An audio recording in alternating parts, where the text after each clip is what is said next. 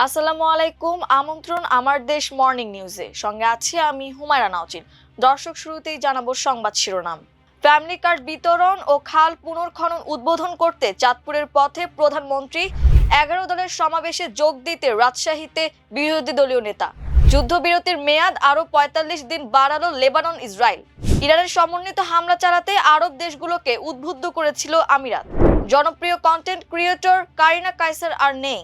Sylhet test ব্যাটিংয়ে বাংলাদেশ একাদশে 2 পরিবর্তন। দর্শক, শুনছিলেন সংবাদ শিরোনাম, এবারে বিস্তারিত।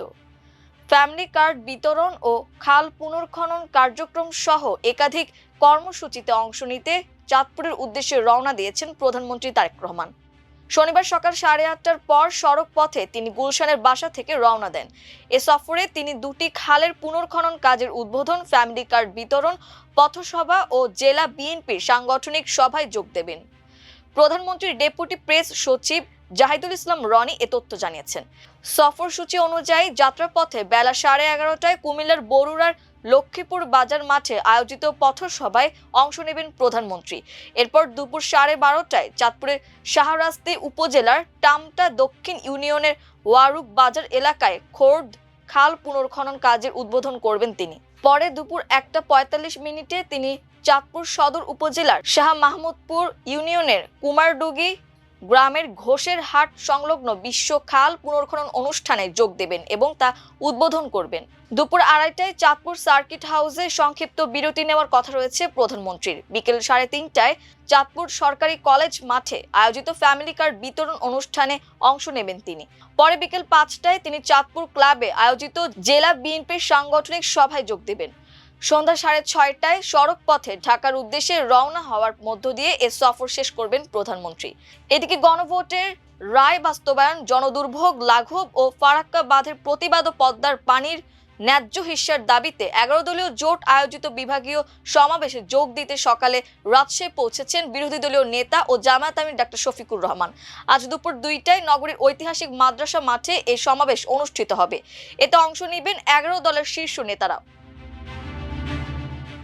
যুদ্ধবিরতির মেয়াদ আরও ৪৫ দিন বৃদ্ধি করেছে লেবানন ও ইসরায়েল। যুক্তরাষ্ট্রের পররাষ্ট্র মন্ত্রণালয়ের মুখপাত্র টমি পিগোট এ তথ্য নিশ্চিত করেছেন। স্থানীয় সময় শুক্রবার সামাজিক যোগাযোগ মাধ্যম এক্সে বলেন, ওয়াশিংটনে ইসরায়েল এবং লেবাননের 2 দিনের সংলাপ আজ শেষ হয়েছে।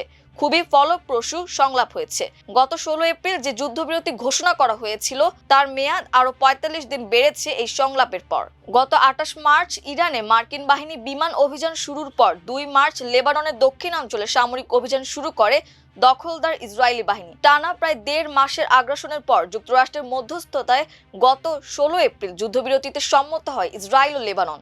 আগামী রোববার সেই বিরতি শেষ হওয়ার কথা ছিল, তবে তার আগের মেয়াদ আরও ৪৫ দিন বাড়ল। পোস্ট টমি পিগোট আরও জানান, ইসরায়েল ও লেবাননের সর্বোচ্চ পর্যায়ের এই যোগাযোগে অন্তর্ভুক্ত হয়েছেন যুক্তরাষ্ট্রের সামরিক ও নিরাপত্তা বিষয়ক কর্মকর্তারাও। আগামী 29 মের মধ্যে মার্কিন সামরিক বাহিনীর সদর দপ্তর পেন্টাগনের কর্মকর্তারা 2 দেশের মধ্যে নতুন একটি নিরাপত্তা লাইন প্রস্তাব করবেন।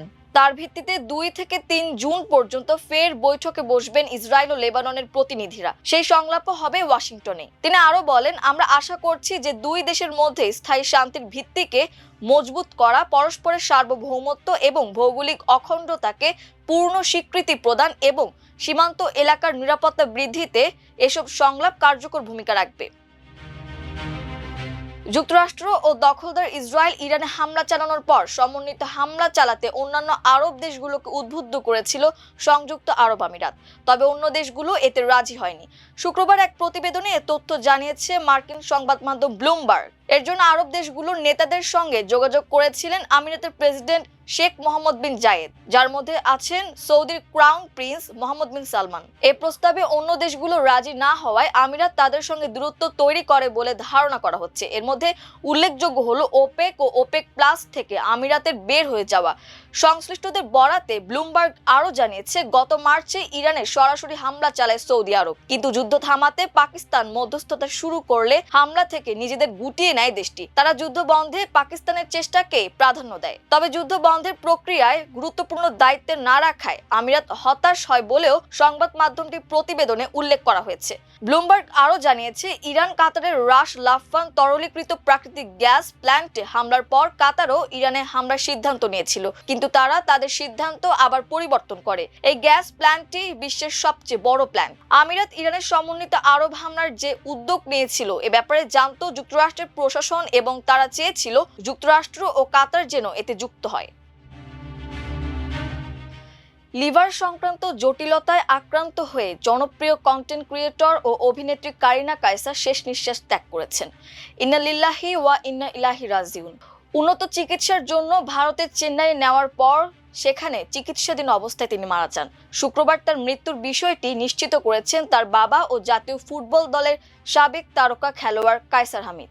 কায়সার হামিদ সংবাদ মাধ্যমকে বলেন, ফুসফুসে অ্যান্টিবায়োটিক দেওয়ার সময় হঠাৎ ওর প্রেশার অনেক নিচে নেমে যায়। এরপর চিকিৎসকরা সর্বোচ্চ চেষ্টা করেছেন, কিন্তু ওকে আর বাঁচানো গেল না। পারিবারিক ও চিকিৎসা সূত্রে জানা গেছে, লিভার সংক্রান্ত জটিলতায় গত কয়েকদিন ধরে চরম সংকটাপন্ন অবস্থায় ছিলেন কারিনা। প্রথমে রাজধানীর একটি বেসরকারি হাসপাতালে তাকে লাইফ সাপোর্টে রাখা হয়েছিল। পরে শারীরিক অবস্থার অবনতি হলে উন্নত চিকিৎসার জন্য গত সোমবার রাতে এয়ার অ্যাম্বুলেন্স যোগে তাকে ভারতের চেন্নাইয়ে নিয়ে যাওয়া হয়। সেখানে ভেলোরের খ্রিস্টান মেডিকেল কলেজ সিএমসি হাসপাতালে তার নিবিড় চিকিৎসা চলছিল। চিকিৎসকরা প্রথমে তার ফুসফুসের সংক্রমণ রোধে চিকিৎসা শুরু করেছিলেন এবং পরবর্তীতে লিভার ট্রান্সপ্ল্যান্টের প্রস্তুতিও নিচ্ছিলেন, কিন্তু সব চেষ্টা ব্যর্থ করে দিয়ে তিনি শেষ নিঃশ্বাস ত্যাগ করেন। পরিবার সূত্রে জানা গেছে, কিছুদিন ধরেই কারিনা অসুস্থ বোধ করছিলেন। শুরুতে সাধারণ শারীরিক সমস্যা মনে হলেও পরে পরীক্ষায় শরীরে সংক্রমণ ধরা পড়ে। এরপর তিনি হেপাটাইটিস এ তে আক্রান্ত হন। কারিনার আগে থেকে ফ্যাটি লিভারের সমস্যা ছিল। সংক্রমণের ফলে পরিস্থিতি দ্রুত জটিল আকার ধারণ করে এবং গত শুক্রবার তার লিভার ফেইলিওর হয়। সিলেট আন্তর্জাতিক স্টেডিয়ামে শুরু হয়েছে দ্বিতীয় ও শেষ টেস্ট।